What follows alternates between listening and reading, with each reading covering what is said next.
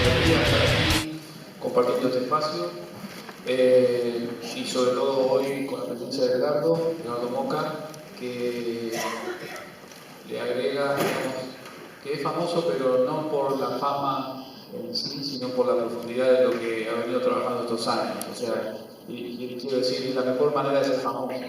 Pues hay como un modo de ser famoso que es un modo superficial. ¿No? Hay otro modo más difícil, mucho más difícil de ser famoso, que es dándole densidad a lo que uno presenta. Así que es un orgullo para mí compartir esta mesa con él. Bien, como decía Patricia, vamos a recorrer con cierta velocidad, habida cuenta que vimos la exposición, el periodo de nuestra historia en este curso de historia argentina, que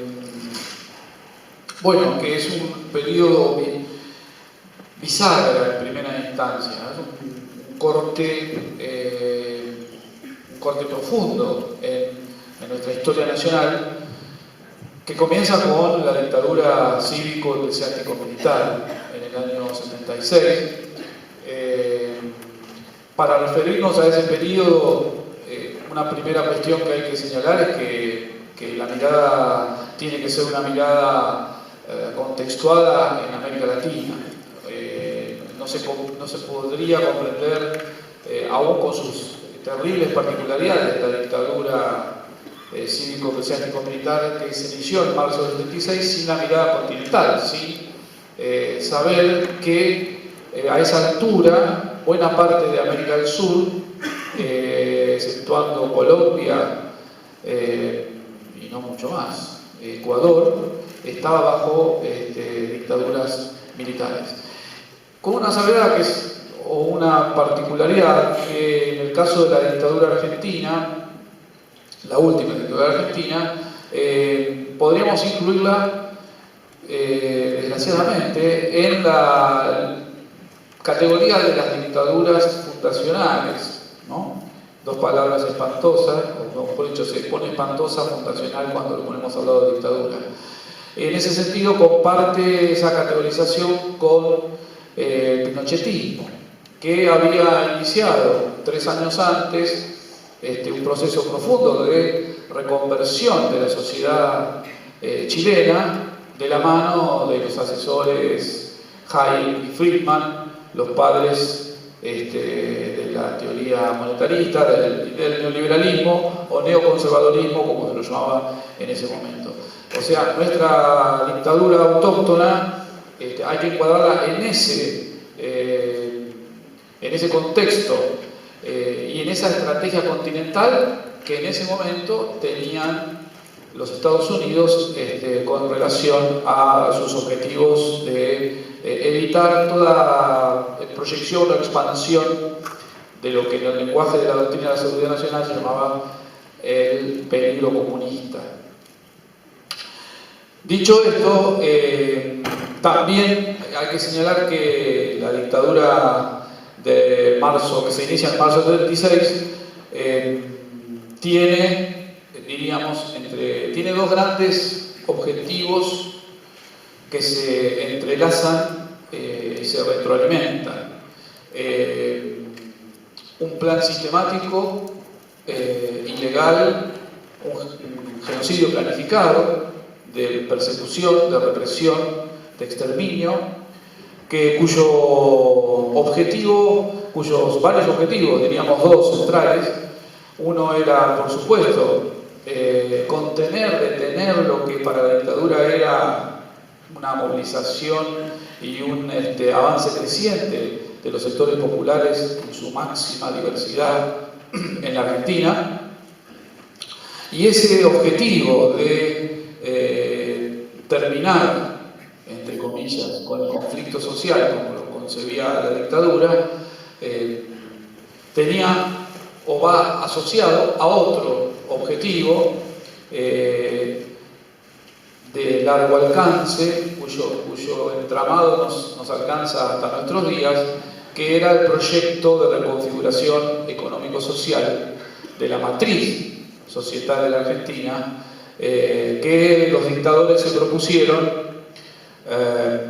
para terminar nuevamente esa palabra con el legado de las movilizaciones populares y el legado de la economía estadocéntrica que se había constituido en la Argentina desde el primer peronismo en la década del 40. Digamos, esos dos sentidos, esos dos objetivos que tenía la dictadura, la incluyen en esta categoría de intentar refundar el país, ¿no? La sociedad. No quiero decir la nación porque no le quiero dar ese sentido a la tarea dictatorial. Bueno, en ese sentido, pruebas históricas las pruebas históricas se han ido construyendo en el caso de la dictadura a medida que la tarea inmensa de madres, abuelas, hijos han ido reconstituyendo, han ido reclamando y logrando, sobre todo con Néstor y Cristina, logrando finalmente justicia. Las pruebas del plan sistemático de represión y del genocidio argentino son evidentes, gracias a esa tarea. Las pruebas del plan de reconfiguración de la sociedad y de la economía son también evidentes, pero hay que señalarlas, sobre todo en nuestros días. Con la dictadura asume el Ministerio de Economía José Alfredo Martínez de Oz. Digamos, aquí esto ocurre en el mismo abril, o sea, 20 días después de la asunción del golpe militar, y allí mismo, en el propio momento de la asunción, se despliegan los principios de un plan económico que está organizado y pensado en toda la línea. O sea, ese plan estaba trabajado, escrito, organizado y era de reconfiguración de la totalidad de la economía y la sociedad argentina. Básicamente es el plan que anuncia Martínez de Oz, abril de 1976, tiene 5 o 6 principios: congelamiento de salarios, reducción del déficit fiscal, apertura de las exportaciones, dólar barato, hay flexibilización del sistema financiero para que ingreses y salgan los capitales sin ninguna traba, y toma de deuda externa. Cualquier semejanza con la actualidad no es para nada casual, son los principios de la receta neoconservadora, hoy lo llamamos neoliberal, que tuvieron, bueno, digamos, esto se llevó a cabo. ¿Cómo se llevó a cabo? Se llevó a cabo a una velocidad inédita, precisamente porque la sociedad estaba sometida a un sistema represivo integral, como lo llamó Rodolfo Walsh, ¿no? Un sistema, la crueldad planificada. Llevarlo a cabo en tiempo récord significó, bueno, otras dos medidas también interesantes, sobre todo por estos días: reducción del impuesto a las ganancias a la mitad, o sea, se bajó el impuesto a los que más tenían a la mitad, del 24% al 12%, y se generalizó el IVA.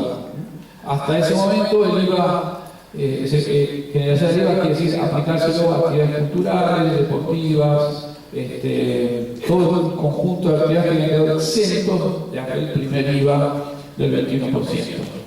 Junto con estas medidas, el ajuste fiscal se llevó a cabo también transfiriendo los servicios educativos de la nación a las provincias y los servicios de salud de la nación a las provincias sin la contraparte presupuestaria.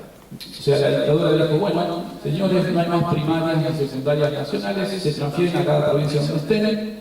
¿Con qué recursos? Consíganlo. Se transfieren los hospitales nacionales también a las provincias. ¿Con qué recursos? Con los que tengan las provincias, y si no los tienen, bueno, nada, cerrarán. El impacto de estas medidas son lo que luego investigadores y algunos investigadores, yo pienso en el libro de la teoría del shock, ¿no? De la canadiense Naomi Klein, me acordaba más de lo que venía que de su nombre apellido. Bueno, la teoría del shock es eso, el shock es este, bajo un sistema represivo, la caja militar sostiene al mundo de los grandes empresarios y los grupos financieros para que lleve adelante rápidamente el plan mientras la sociedad está bajo el terror. Mismo procedimiento, 3 años anteriores lo había comenzado a desarrollar Augusto Pinochet. ¿Cuál fue el impacto? El impacto represivo y el plan sistemático, todas y todos lo sabemos. No solamente las 30.000 y 30.000 compañeros y compañeras desaparecidos, los cientos de miles de detenidos, delitos de lesa humanidad que todavía hoy nos siguen habitando como sociedad. Decenas de represores que todavía no han enfrentado la justicia. Cientos de niños y niñas que continúan en manos de sus apropiadores y apropiadoras. O sea, el terror planificado fue un terror para ese momento y de largo plazo. Y si bien nuestra sociedad, en perspectiva histórica, quizás haya sido, quizás lo sea, la sociedad que a escala mundial más ha logrado reclamar y llegar a memoria de la justicia, a tal punto de lograr enjuiciar por gobiernos civiles a los dictadores militares, cosa que no ocurrió en ningún otro lugar del mundo. Todavía las secuelas de ese plan sistemático de terror nos habitan. Hay otras secuelas, otros resultados de esta política, ¿no? La otra pata, la dictadura, la pata económica. Bueno, un resultado clave de ese proceso de reformas neoconservadoras fue modificar profundamente el patrón industrial de la Argentina. Los que tenemos hace unos años más y los que tenemos hace unos años más recordarán la propaganda de las sillas se rompían porque eran internacional y las otras eran buenas porque venían del exterior. Bueno, pero eso en realidad simbólicamente lo que expresaba era la vocación, de hecho durante esos años ocurrió, de al abrir las exportaciones, terminar con aquellas industrias, sobre todo pequeñas y medianas, que producían nacionalmente, que tenían la vocación de producir nacionalmente, por un lado. Por otro lado, poner en discusión el rol de las grandes empresas estatales, si bien que producían nacionalmente, que tenían la vocación de producir nacionalmente, por un lado. Por otro lado, poner en discusión el rol de las grandes empresas estatales. Si bien no se las privatizó, sí se las tercerizó, o sea, se les entregó a empresas privadas el manejo de áreas sensibles, significativas. Básicamente, podríamos decir, la mayor empresa del país en ese momento, bueno, sigue siendo el YPF. YPF se tercerizó. No se privatizó como luego se hará durante el menemismo, pero sí se tercerizó, o sea, se entregaron las áreas más rentables a empresas privadas, corporaciones extranjeras básicamente, que explotaban las grandes empresas estatales como si fueran privadas sin privatizar.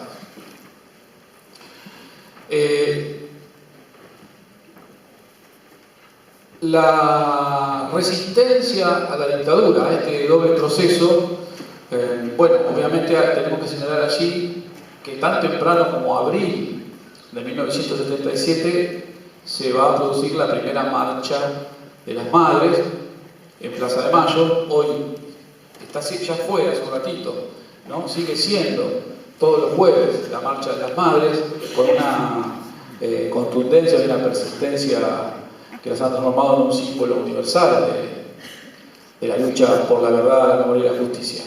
Y tan tempranamente como en ese momento, apenas un año de despliegue represivo, comenzó la lucha de las madres luego las abuelas y luego los hijos y las hijas por conocer la verdad, encontrar a sus desaparecidos y o detenidos y hacer justicia. A esa lucha interna hay que sumarle la campaña internacional a favor de la búsqueda de verdad, memoria y justicia. Tenemos que señalar allí la Comisión de Derechos Humanos Interamericana que vino en el año 79, que también fue un hito en relación a esa búsqueda y a esa lucha. Y allí tenemos que señalar también, en el marco de la dictadura, un cambio profundo por la dimensión que cobró del rol de los medios masivos de comunicación, ¿no? Allí la dictadura militar tiene allí una alianza que comienza, ¿no? Un entramado estratégico entre las dos grandes medios de comunicación de ese momento y de la actualidad, Diario Clarín, el Grupo Clarín y La Nación, que son verdaderos aliados estratégicos de las políticas, de ambas políticas de la dictadura, la política represiva y la política económico-social. Todas y todos sabemos, solo para poner un ejemplo, en la portada del 25 de marzo de Clarín asumió un nuevo gobierno, como si hubiera habido una votación y asumió un nuevo gobierno. En realidad lo que estaba asumiendo era una dictadura de carniceros. Ese rol es también un entramado que va a perdurar, ¿no? Pero hay otros entramados que van a perdurar. Durante la dictadura se consolida el sistema financiero.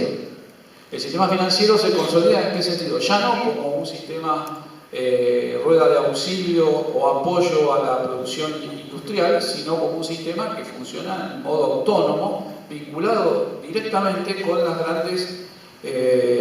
los grandes circuitos financieros internacionales, básicamente Estados Unidos, Wall Street, pero también Londres, Alemania.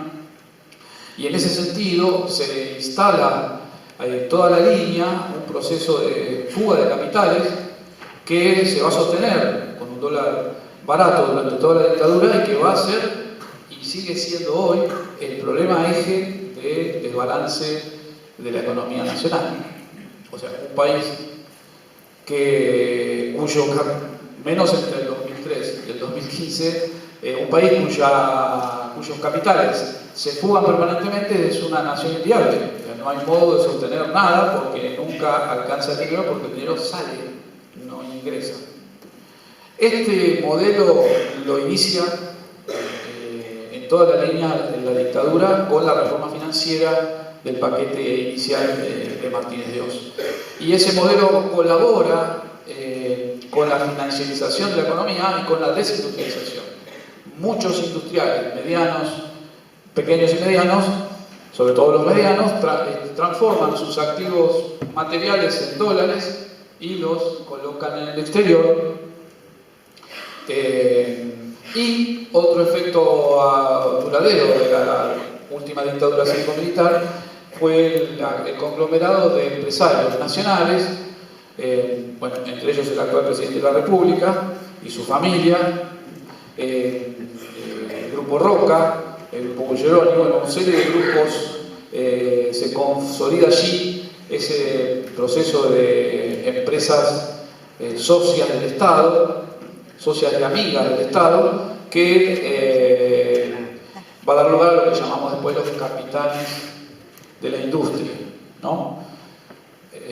Y que son la otra tenaza que contiene las posibilidades de transformación que plantean luego los gobiernos de la transición.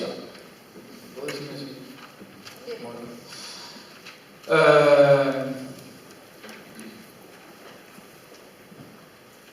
¿Cómo se...? Bueno, a todo esto hay que agregar el Mundial 78, que es un acontecimiento puntual, pero no es un tema menor. No solo por lo que significó en términos de la profundización de la represión a fines del 77 y principios del 78, precisamente para tener paz, como decían los dictadores, sino también lo que significó como un experimento de ocultamiento simbólico llevado a cabo, digamos, con principios tan básicos como somos derechos humanos, la bandera argentina, todos somos argentinos, todos ganamos el mundial. Bueno, ese nacionalismo perverso, ¿no? Está el nacionalismo virtuoso, popular, un nacionalismo de los símbolos vacíos, pero que daba la idea de que todos y todas estábamos en una lucha contra en el lenguaje de la época, contra la campaña internacional anti-argentina. Si les suena ese experimento simbólico, lo podemos también encontrar hoy en casos como el de Santiago, Nahuel, Milagros. ¿Cómo comienza? ¿Qué elementos tomar en cuenta? ¿Por qué la dictadura? Acá, digamos, viene bien comparar el caso chileno con el caso argentino, porque Pinochet estuvo 17 años en el poder y la dictadura de Videla, Macera y compañía 7. ¿Qué es lo que ocurrió? ¿Cómo se fue desleyendo la dictadura? ¿Cómo llegamos a lo que en el lenguaje poco tomado, prestado de España, se llama la transición, ¿no? La transición a la democracia? Bueno, básicamente, primera cuestión, porque la resistencia, a pesar de la brutalidad y la profundidad del sistema represivo de la dictadura, nunca se terminó, nunca dejó el pueblo argentino, desde las madres hasta las abuelas y los trabajadores, los obreros, de resistir, con sus modos más visibles, menos visibles, pero la dictadura tuvo resistencia desde el primer día hasta el día que se fue.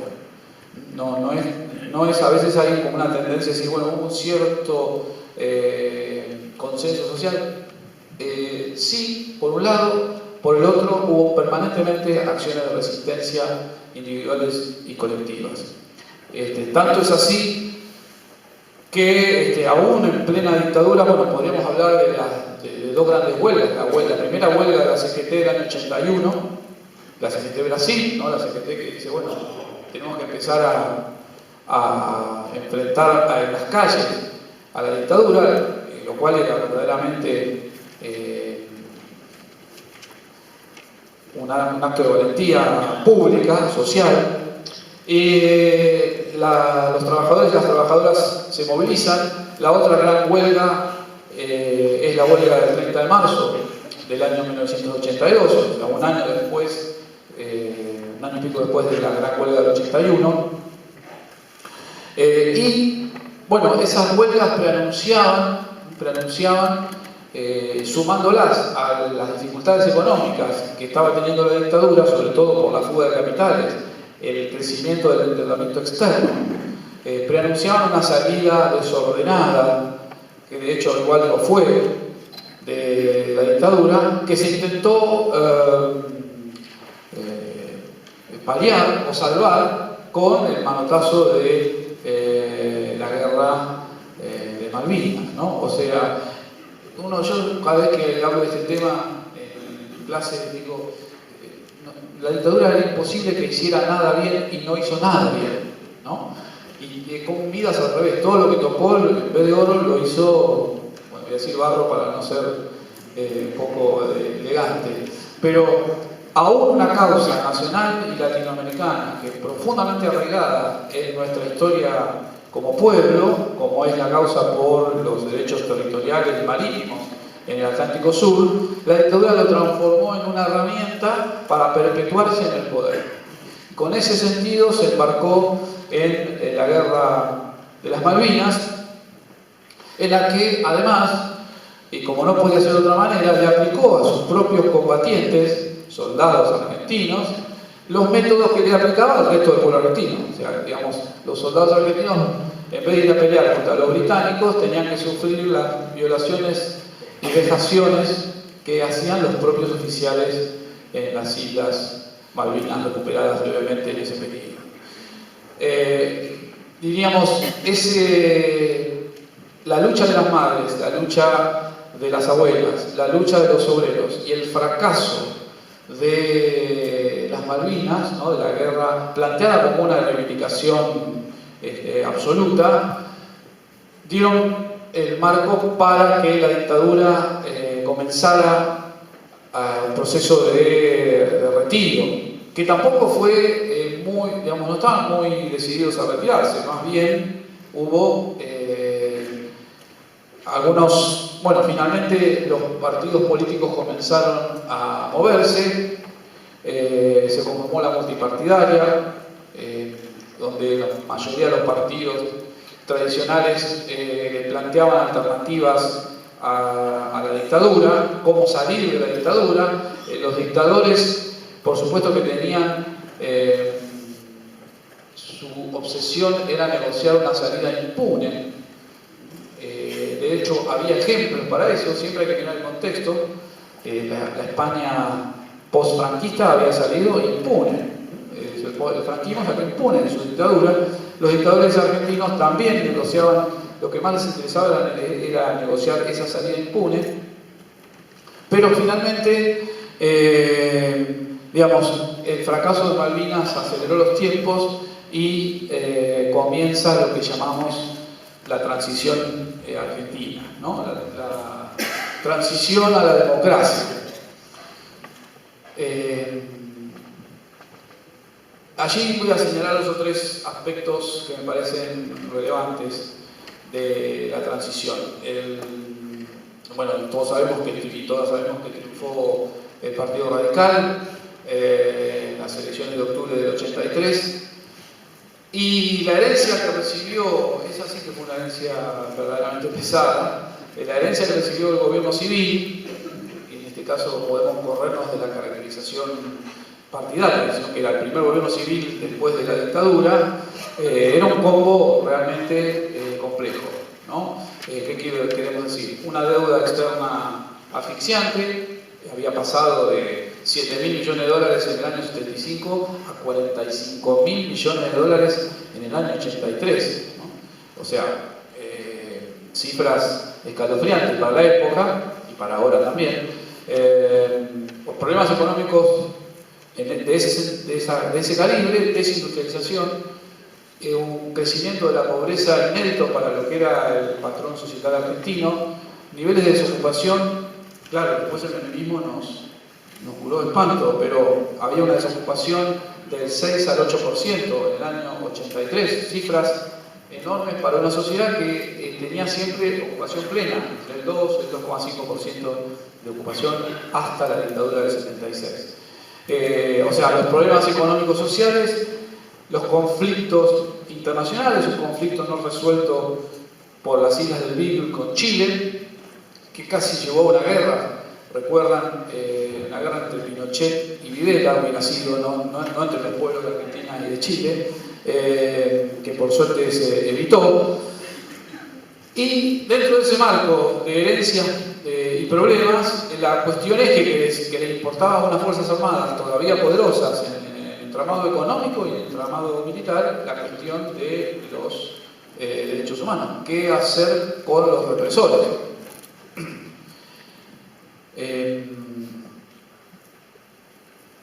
Yo diría, la transición hizo lo que pudo para hacer, y pudo poco y más o menos, tirando a mal, diríamos así. ¿Y por qué decimos esto? Bueno, primera cuestión, la matriz económica que la dictadura instaló quedó fuera de la discusión. Y este es un problema no solo, volvemos al contexto latinoamericano, no solo de las transiciones en Argentina, sino que fue un problema de las transiciones en América Latina.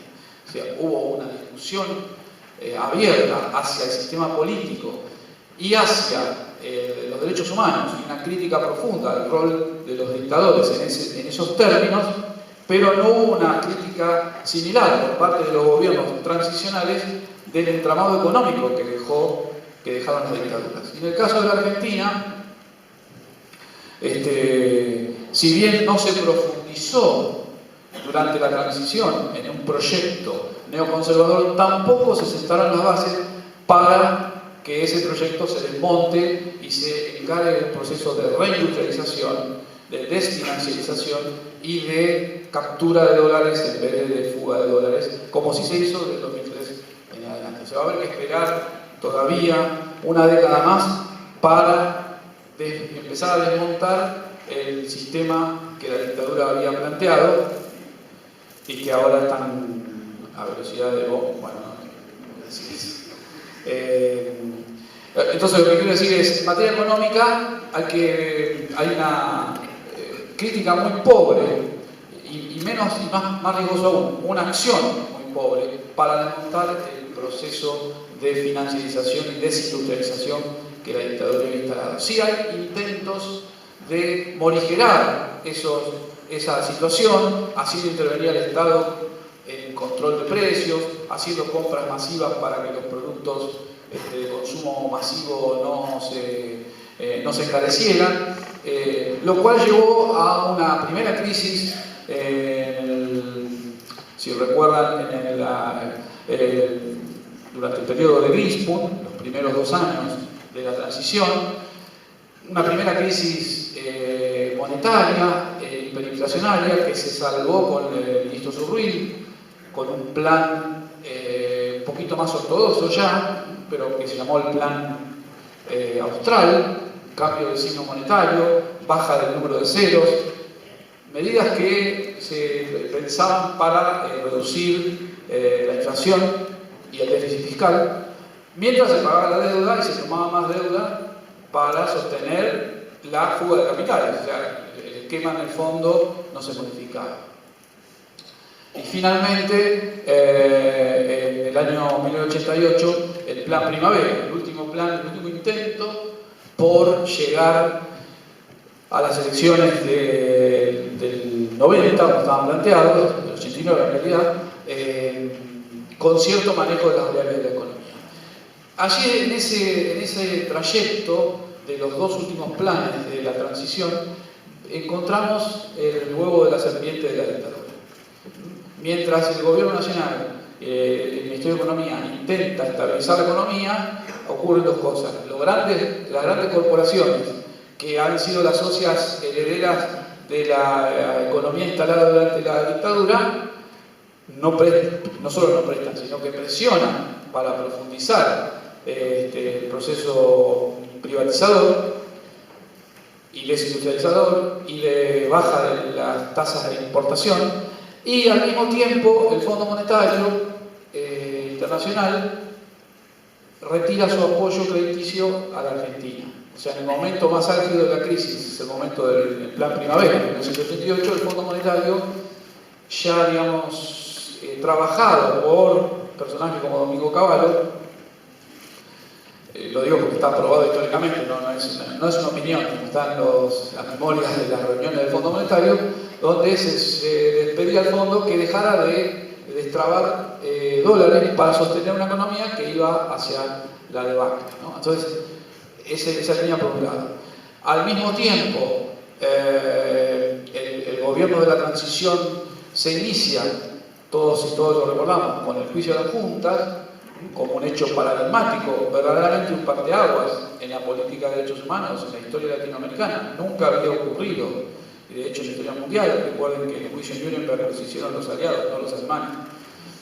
En el caso de Argentina los hizo el propio poder civil.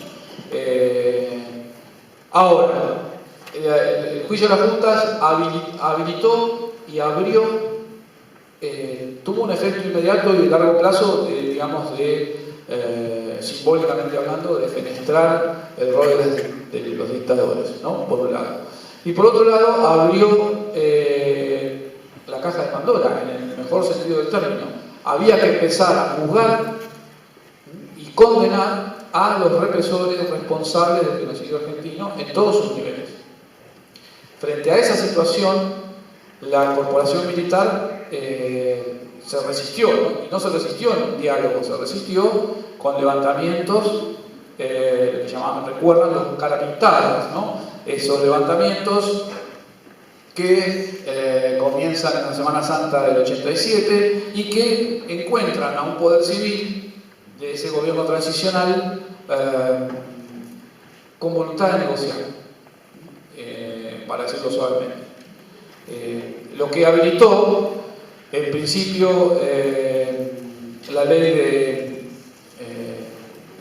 punto final, no sé si recuerdan, a fines del 86, ¿no? La ley que establecía que todo lo que ingresaba hasta una fecha determinada como reclamo de justicia era válido, y a partir de ese momento todo lo que quedara afuera iba a ser inválido, lo cual dejaba fuera, imagínense, todavía estamos hoy batallando por ese tema, dejaba fuera buena parte del proceso de responsabilidad de los represores. Y la segunda ley, luego de la sublevación de Semana Santa en 1987, fue la ley de obediencia debida, que buscaba, de hecho se sancionó, buscaba dar la responsabilidad sobre los atroces hechos de la represión ilegal a los que decidían y no a los ejecutores, ¿no? Como modo de, entre comillas, salvar a los ejecutores del terrorismo de Estado. La combinatoria, ¿no? Ambas leyes tuvieron un enorme repudio popular. Luego fueron, bueno, luego pero todo, durante el menemismo, con los indultos.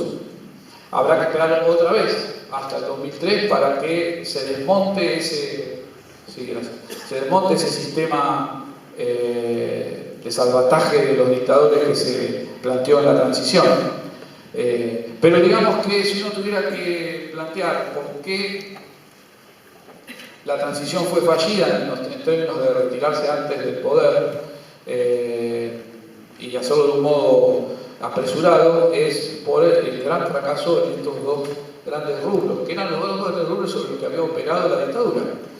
El rubro de poder reconfigurar la economía nacional en términos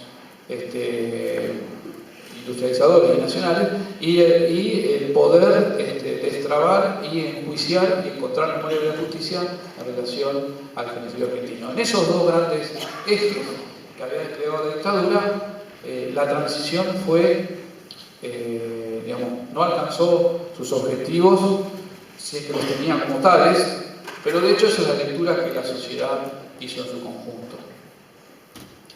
Para cerrar brevemente, en ese fallo, ¿no? En ese fallo de la transición hay que encontrar las razones profundas de la emergencia del menemismo como expresión, como una reconfiguración todavía más profunda del entramado económico-financiero que la dictadura había comenzado a constituir, ¿no? Si uno mira cómo se inicia el menemismo en plena crisis hiperinflacionaria,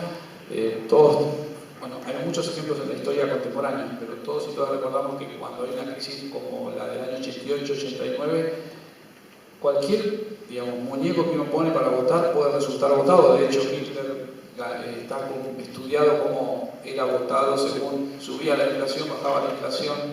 Cualquiera que diga voy a hacer algo que salgamos de esta situación puede alcanzar el poder. Menem no era cualquiera, era un político con una larga trayectoria política. El Partido Peronista tampoco era cualquier cosa. Sin embargo, a partir del año 89, y no sin otras dos hiperinflaciones, lo que llamamos hoy el menemismo, comenzó un proceso de profundización de la matriz neoliberal en la Argentina. Y como no podía ser de otra manera, porque estas dos líneas se van tocando permanentemente, a la profundización del proyecto neoliberal en la Argentina se le sumaron los indultos. Los indultos a la totalidad de las fuerzas que habían participado del plan sistemático represivo de la dictadura, ¿no? Volver a encontrar las dos líneas, aún en un gobierno que había surgido del voto popular, ¿no? Y para, decirlo muy rápidamente, el menemismo es una versión, tiene dos o tres aspectos que conviene señalar, más allá de la línea histórica, que no tengo tiempo de explicarlo, pero sí tiene dos o tres aspectos que son para mí relevantes. Un aspecto es obviamente la cuestión simbólica, como pasó con el Movimiento Nacional Revolucionario en Bolivia y pasa aquí en Soro, como pasó con el PRI, el Partido de la Revolución Institucional en México. Esos grandes partidos que nacieron como una propuesta nacional y popular, reivindicadora de la nación y del proyecto industrialista, en el caso del menemismo, simbólicamente el efecto fue desastroso en los términos de transvestir, en el peor sentido del término, no en el mejor sentido, transvestir la lógica simbólica de un proyecto nacional y popular como el peronismo. O sea, el menemismo mostró que era posible llevar adelante un proyecto profundo de neoconservadurismo económico y social de la mano del voto popular. Y eso tuvo un impacto enorme, no solo en Argentina, sino en el resto de América Latina. Y otro aspecto que no es menor en esos términos es que la velocidad con la que se llevó adelante el proceso de liberalización de la economía, o sea, la velocidad y la profundidad, no fue ni siquiera equiparado por la Unión Soviética, que estaba en ese momento, ustedes recuerdan, el proceso de desmembramiento y de transición hacia el capitalismo. Nosotros íbamos más rápido, vendiendo, entregando empresas, recursos a una velocidad inédita, precisamente para lograr el caballito de batalla de esos 10 años del menemismo, que fue el déficit fiscal cero, producto de la no emisión monetaria, porque la moneda estaba atada por ley a una moneda externa, que es el dólar. El proyecto neoliberal en Argentina se le sumaron los indultos a la totalidad de las fuerzas que habían participado del plan sistemático represivo de la dictadura. ¿No? Volver a encontrar las dos líneas, aún en un gobierno que había surgido del voto popular. ¿No? Y para, decirlo muy rápidamente, el menemismo es una versión, tiene dos o tres aspectos que conviene señalar, más allá de la línea histórica, que no tengo tiempo de explicarlo, pero sí tiene dos o tres aspectos que son para mí relevantes. Un aspecto es obviamente la cuestión simbólica, como pasó con el Movimiento Nacional Revolucionario en Bolivia y pasa aquí en Soro,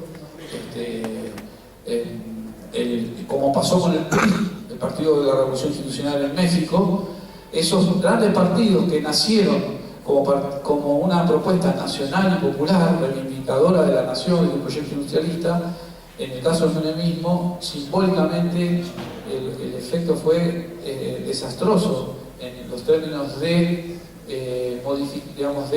transvestir, en el peor sentido del término, no en el mejor sentido, transvestir la lógica simbólica de un proyecto nacional y popular como el peronismo. O sea, el menemismo mostró que era posible llevar adelante un proyecto profundo de neoconservadurismo económico y social de la mano del voto popular.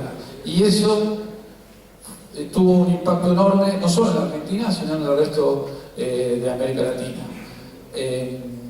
Y otro aspecto que no es menor en esos términos es que la velocidad con la que se llevó adelante el proceso de liberalización de la economía, o sea, la velocidad y la profundidad, no fue ni siquiera equiparado por la Unión Soviética, que estaba en ese momento, ustedes recuerdan, el proceso de desmembramiento y de transición hacia el capitalismo. Nosotros íbamos más rápido, vendiendo, entregando empresas, recursos a una velocidad inédita, precisamente para lograr el caballito de batalla de esos 10 años del menemismo, que fue el déficit fiscal cero, producto de la no emisión monetaria, porque la moneda estaba atada por ley a una moneda externa, que es el dólar. proyecto que en estos días anda rondando otra vez, lo cual todos y todas sabemos las consecuencias que podría tener. Bueno, lo dejo aquí porque me voy a poner a aprender con Edgardo la siguiente media hora. Pero muchas gracias y espero que